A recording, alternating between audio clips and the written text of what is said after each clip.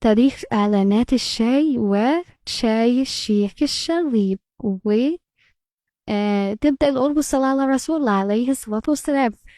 عملت التسجيل وكان جميل جدا، واكتشفت في الآخر إن الشين في الثلاث كلمات آه دخلوا في بعض، وما طلعش كلام باللغة العربية، طلع بلغة تانية غريبة شوية.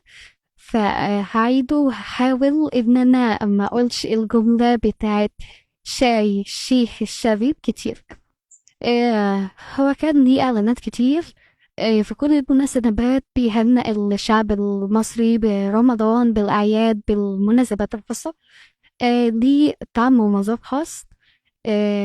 كان في منه الشاي العادي الساخن وفي طريقة إعداده، والشاي المثلج اللي شاي الشيخ الشريب. طيب هو اختفى من السوق ليه؟ حكاية مكررة حصلت ما بعد 52، مش عايزين نحكيها. ماشي ماشي.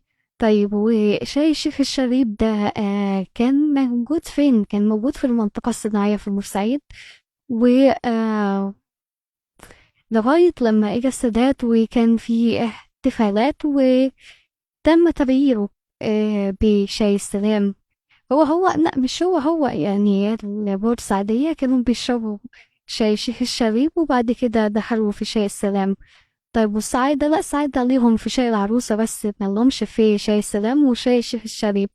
آه إعلانات كتير. تابعونا، فما زال لدينا أنواع كثيرة من الشاي، وبعد كده نخش على القهوة. سلام.